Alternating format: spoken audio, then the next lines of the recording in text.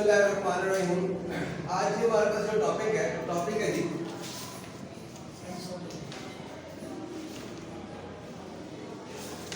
Isotopes. Isotopes isotopes क्या है, हम कैसे उसको डिफाइन कर सकते हैं? आइसोटॉप्स होते क्या है? बेसिकली हम कहते हैं कि ये एटॉमिक स्ट्रक्चर्स के, यानी ये एलिमेंट्स के कुछ ऐसे एटॉमिक स्ट्रक्चर्स होते हैं जिनमें इनका जो एटॉमिक नंबर होता है वो तो सेम होता है, बट इनका जो मास नंबर है वो चेंज होता है। मिसाल के तौर पर हम कहते हैं कि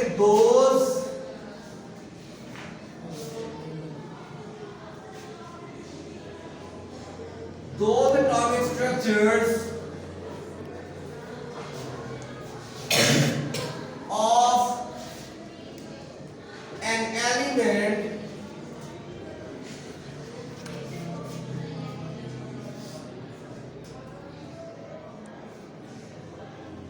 which have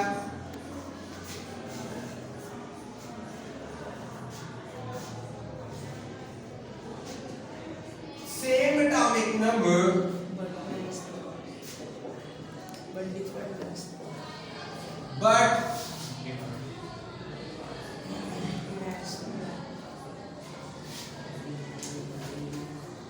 mass number। अब जब हम बात करते हैं कि same atomic number but different mass, तो यहाँ पर जो हम बात कर रहे हैं इस बात को हमने फोकस करते हुए देखना है कि बेसिकली क्या है।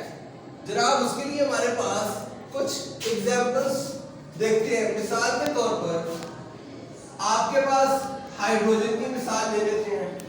अब हाइड्रोजन, चूंकि आपको मालूम है कि हाइड्रोजन का अगर पिक्टोरियल व्यू देखें तो हाइड्रोजन के अंदर एक ही आपके पास शेल होता है और उस शेल के अंदर एक ही इलेक्ट्रॉन मौजूद होता है, ठीक है। अब उस हिसाब से अगर हम देखें तो हाइड्रोजन का एटॉमिक नंबर है वो भी 1 है। तो अब अगर इस चीज को सामने रखते हुए देखें तो हाइड्रोजन का जो एटॉमिक नंबर है वो तो 1 है, वो तो 1 है। अब अगर आपको याद हो तो हमने ये बात की थी कि number of protons and number of electrons both are the equal in any atomic structure. ऐसे ही है, हमने ये बात की थी। अब अगर ऐसा है तो फिर आपके पास इसके अंदर नंबर ऑफ प्रोटॉन कितने होंगे? वो भी 1 ही होंगे। मगर नंबर ऑफ प्रोटॉन का आपके पास आइसोटॉपिक डिफरेंट मास नंबर से कोई ताल्लुक नहीं है। तो फिर यहाँ पर ताल्लुक किसके साथ है? नंबर ऑफ न्यूट्रॉन के साथ है। किसके साथ है? नंबर ऑफ न्यूट्रॉन के साथ है। यानी H1 1, H1 2 and H1 3 protium, deuterium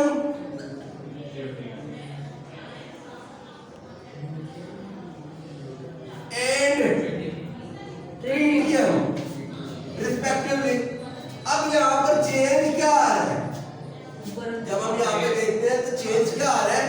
number of neutrons, number of neutrons, इसमें चेंज आ रहा है। नंबर ऑफ न्यूट्रॉन्स का इसमें आ रहा है नंबर ऑफ। यहाँ पर देख लीजिए, यहाँ पर इसका मतलब क्या है? इसके अंदर इलेक्ट्रॉन्स कितने हैं? 1। प्रोटॉन्स कितने हैं? 1। और न्यूट्रॉन्स कितने हैं? आइए हम जरा देखेंगे सब में। इसके अंदर देख लीजिए इलेक्ट्रॉन कितने हैं? 1। प्रोटॉन कितने हैं? 1। न्यूट्रॉन कितने हैं? 0। इसके अंदर देख लीजिए आपके पास इलेक्ट्रॉन कितने हैं? 2। इलेक्ट्रॉन 1। इसी तरह से प्रोटॉन 1 और न्यूट्रॉन 1। समझ में आ रही बात की नहीं आ रही? ये जो आपके पास नंबर बनता है ये प्रोटॉन एंड न्यूट्रॉन्स को मिला करके ये नंबर बनता है। समझ में आ रही बात? तो 1 प्लस 0 किया तो 1 ही आया। यहाँ पर देखिए 1 प्लस 1 किया तो 2 आया। सेम है इधर जी 1 प्रोटॉन 1 न्यूट्रॉन कितने 2। तो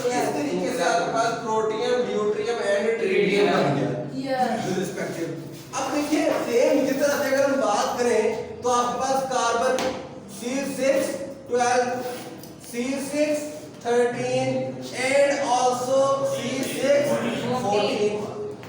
ये कार्बन के आपके पास 3 आइसोटॉप्स आ जाते हैं। सेम उसी तरह से हम इसको भी डिफाइन कर सकते हैं।